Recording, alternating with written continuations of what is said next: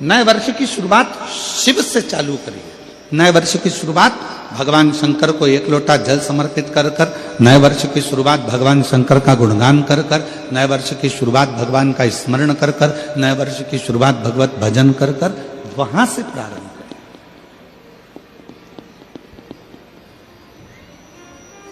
तो नूतन वर्ष।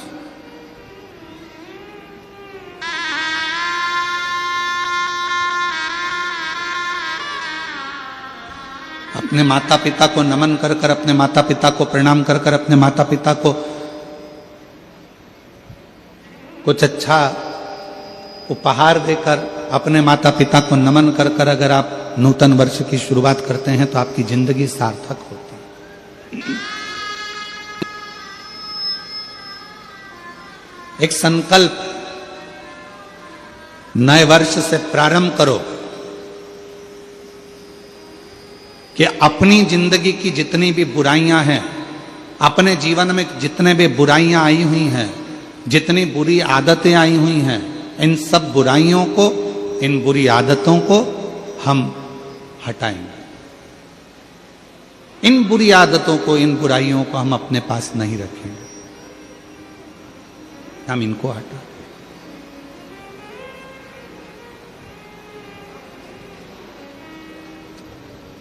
अब एक बात आपसे पूछते हैं, उत्तर दीजिएगा जरा सब। वो पूरा की पूरा पानी समाप्त हो गया। उसी तरह शिव महापुराण की कथा भी कहती है, बुरे लोगों का संग हो गया, कोई बात नहीं। बुरी आदत तुम्हारे अंदर आ गई, कोई बात नहीं। इस बुरे लोगों के संग को और बुरी आदत को हटाओगे कैसे, मिटाओगे कैसे? तो कहा किसी अच्छे व्यक्ति का संग पकड़ लो और अच्छे व्यक्ति का संग पकड़कर सत्संग करना प्रारंभ कर दो, तो बुरे व्यक्ति और बुरी आदत अपने आप धीरे धीरे समाप्त हो जाए। वो बुरी आदत भी चले जाएगी, बुरे विचार भी चले जाएंगे और बुरा व्यक्ति भी चला जाएगा। एक दक्षिण प्रदेश में नील वर्मा नाम के एक राजा हुए। नील वर्मा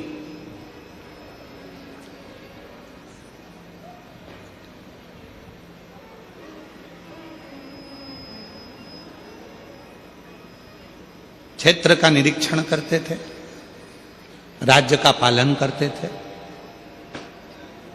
और उस राज्य के पालन में एक दिन वो मृगा करने के लिए वनगमन को गए, शिकार करने के लिए गए।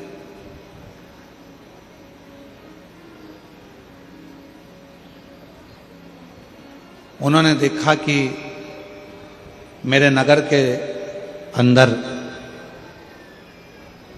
बहुत सुंदर सुंदर सरोवर हैं, बहुत सुंदर सुंदर वन क्षेत्र है। उस वन क्षेत्र में जब वो भ्रमण करते करते करते करते करते पहुंचे तो उन्होंने एक सरोवर देखा, जिस सरोवर के तट पर एक बहुत सुंदर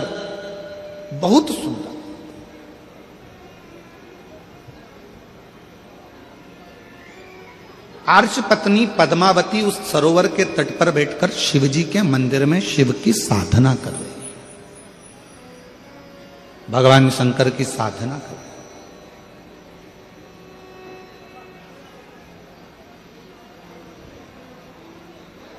और शिव महापुराण की कथा कहती है, मनुष्य की सुंदरता कब सफल है, जब उसके सुंदर मुख से भगवान के मंत्र का या भगवान के नाम का उच्चारण नित्य होता रहे, तो सुंदरता सिद्ध। मान लो हम भगवान ने हमको काया दी अच्छी, धन दिया अच्छा, शरीर दिया अच्छा, हाथ दिए, पांव दिया, मुख दिया, श्रवण शक्ति दी, नेत्र दिए, नासिका दी, अधर दिए, जिह्वा दी, सब कुछ दिया, खूब अच्छा दिया, और उसका हम सदुपयोग ही ना कर सके तो फिर क्या मतलब? तो वो एक लाइन बड़ी सुंदर आती है ना महाराज, कि हाथ दिए रे तूने दाता बन के, हाथ दिए तूने दाता बन कर, हाथ दिए रे तूने दाता बन के, हाथ दिए तूने दाता बन के, कभी नहीं दान कियो प्रभु जी मैंने अवगुण बहुत कियो, कभी नहीं।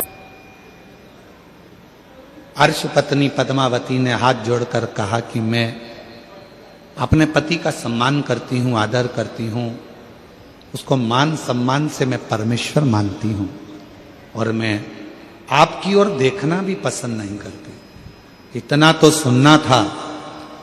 नीलवर्मा राजा को क्रोध आ गया, इतना क्रोध नीलवर्मा राजा को आया, इतना क्रोध आया, इतना क्रोध आया। उस क्रोध के बल पर नीलवर्मा राजा ने विचार कर लिया कि अब जितने भी मंदिर हैं शंकर के, सारे के सारे मंदिरों को मैं तोड़वा दूंगा। जब शिव ही नहीं रहेगा, पूजन किसकी करेगी? फिर तो मुझे भजेगी, फिर तो मुझे जानेगी। पर कौन बताए, लगन तुमसे लगा बैठे जो होगा देखा जाएगा, और तुम्हें अपना बना बैठे जो होगा देखा। कौन?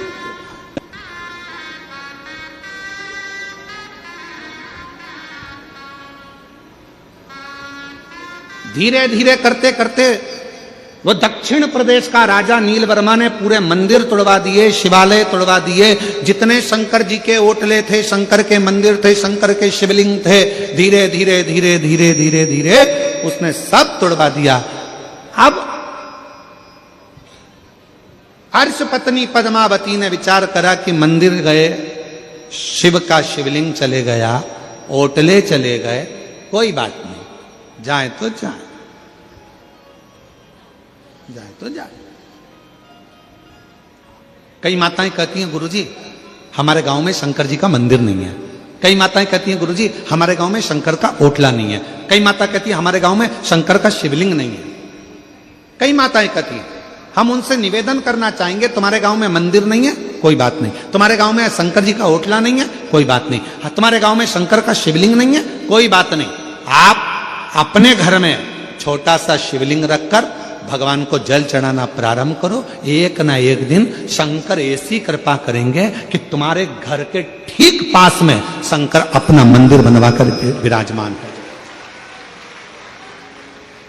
तुम्हारे घर के आसपास में शंकर जी खुद आएंगे, तुम्हें जाने की जरूरत नहीं पड़ेगी। तुम आराधना तो करो। और कई माताएं बैठी होंगी ऐसी, कई माताएं ऐसी बैठी होंगी जो शंकर जी को पानी चढ़ाने के लिए ढूंढती थी, हमारे गांव में शंकर जी आ जाए, हमारे गांव में शिवलिंग हो जाए, हमारे गांव में मंदिर आ जाए, हमारे गांव में कोई मंदिर बन जाए। कई माताएं बैठी होंगी। और आज बाबा ने ऐसी कृपा कर दी, जिस गांव में एक मंदिर नहीं था, बाबा की कृपा से उस कॉलोनी में, उस गांव में भगवान ने खुद आकर विराजमान होकर जल ग्रहण किया। शिव ने स्वयं जल लिया।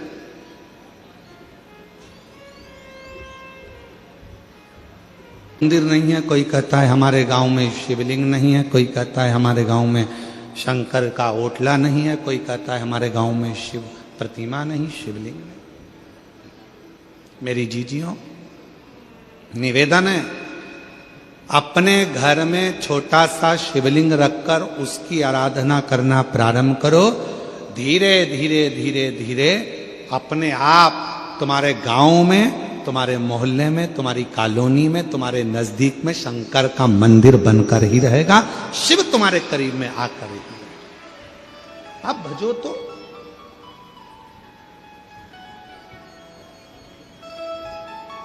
आप स्मरण करो तो।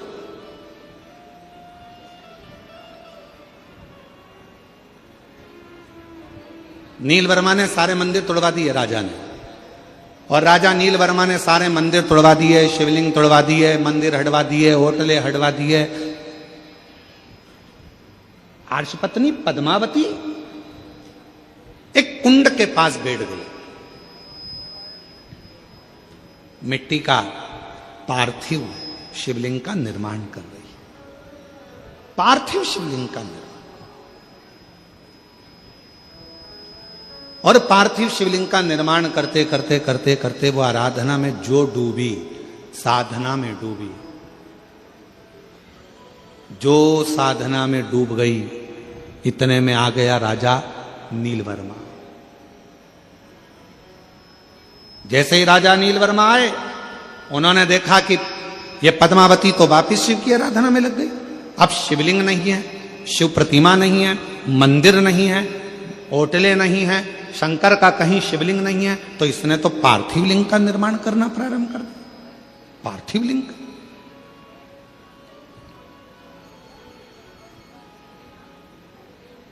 क्या करा जाए?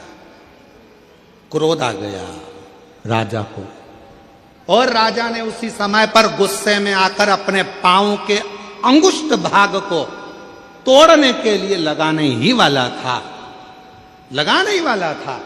इतनी देर में पद्मावती तो भक्ति में डूबी थी, शंकर के भजन में डूबी थी, और उस कुंड में से एक मछली कूद कर बाहर आई, और उस मछली ने राजा नीलवर्मा को खींचकर पानी में लेकर चली गई। पानी में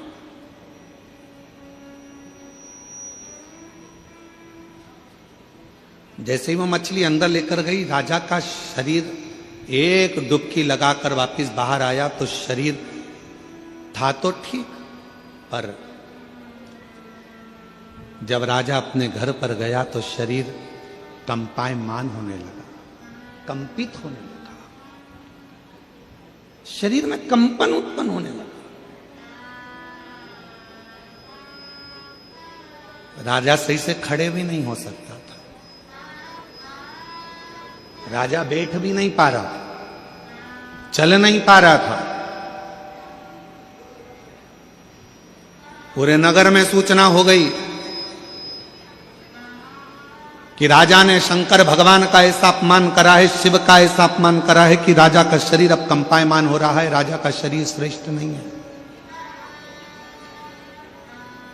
मेरी जीजियों, मेरे जीजाओं, मेरी बेटियों, मेरे बेटाओं, मेरे बुजुर्ग माँ बाप, एक बात को याद रखना, बन सके तो जिंदगी में थोड़ा अच्छा करने का प्रयास करो। कोई मंदिर का निर्माण हो रहा है, उसमें हाथ बढ़ाकर काम करने का प्रयास करो।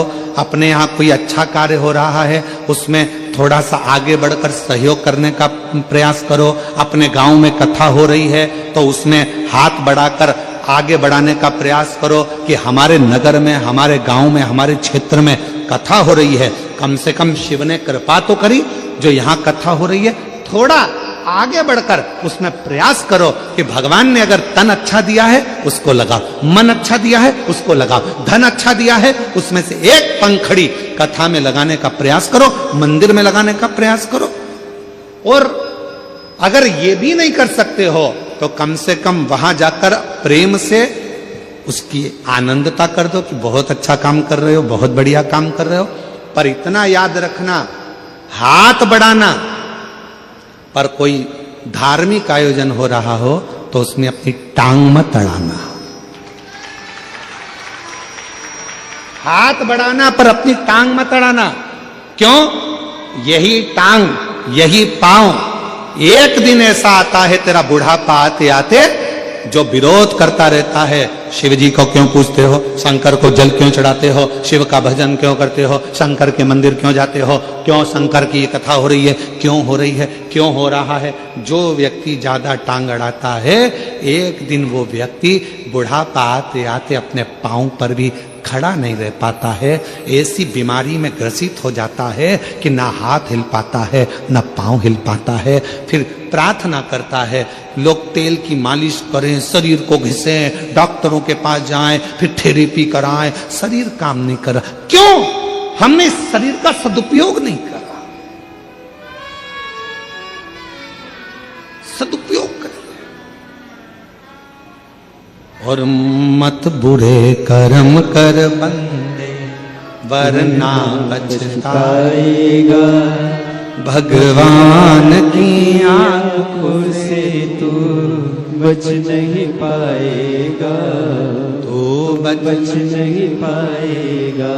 और कई कई जीव ऐसे भी होते हैं जो भगवंत भजन में डूबे रहते हैं, सत्संग में डूबे रहते हैं, कथा में डूबे रहते हैं, संकीर्तन में डूबे रहते हैं, अच्छा काम करते हैं, मंत्र जाप करते हैं, तीर्थ जाते हैं, अच्छा भजन करते हैं, यज्ञ करते हैं, अनुष्ठान करते हैं, अभिषेक करते हैं, पूजन करते हैं, उसके बाद भी शरीर में रोग आ जाता है, उसके बाद भी शरीर कष्ट में हो जाता है, उसके बाद भी हाथ पैर कड़क हो जाते हैं, उसके बाद भी शरीर नहीं चल पाता है। तो कई लोगों ने पूछा कि ये तो अच्छा भजन करने वाला था, स्मरण करने वाला था, कीर्तन करने वाला था, तीर्थ करने वाला था, इसके साथ में ये प्रॉब्लम कैसे खड़ी हो गई? उसका कारण केवल इतना सा है, हमारे पूर्व जन्म का कोई पुराना कर्म रह गया था, वो कर्म आज हमको भोगना पड़ रहा है, उसको काटना है, उसको काटना है, उसको काटना।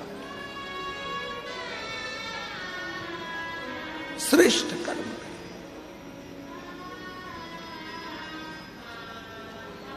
राजा नीलवर्मा शरीर शिथिल, आज धीरे धीरे चलकर राजा नीलवर्मा अर्श पत्नी पद्मावती के पास पहुंच गए। पद्मावती के पास, पद्मावती तो बैठी थी भगवान शंकर की भक्ति में, मंत्र में डूबी हुई थी। वो अखंड मंत्र का जाप करने वाली पद्मावती शिव की अखंड जप माला में डूबी हुई थी। श्री शिवाय नमस्तुभ्यं, श्री शिवाय नमस्तुभ्यं, श्री शिवाय नमस्तुभ्यं, श्री शिवाय नमस्तुभ्यं। पद्मावती अखंड जाप में डूबी हुई थी। राजा नीलवर्मा पहुंच गया और राजा नीलवर्मा ने पद्मावती को देखकर हाथ जोड़कर आज नमन कर कर कहा, मैंने ये शंकर के शिवलिंग को तुड़वाया, मैंने शंकर के मंदिर को तुड़वाया, मैंने शंकर का जो भगवत भजन हो रहा था उसको बंद करवाया, मैंने ये शंकर का जो पार्थिव लिंग का निर्माण तुमने करा था, ये पार्थिव लिंग के निर्माण में मैंने अपना चरण लगाना चाहा। मेरी बुद्धि बेकार हो गई थी, मेरा चित्त बेकार हो गया था, तुम्हारी सुंदरता को देखकर मैं तुम पर इतना आसक्त हो गया था कि मैं कुछ भी नहीं जान पा रहा था और मैंने शिव का अपमान कर दिया, शंकर का अपमान।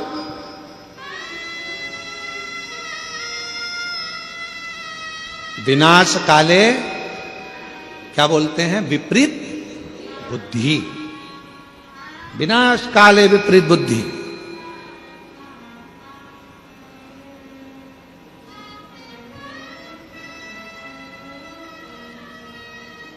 एक कथा सुनाई थी, आप लोगों के स्मरण में है?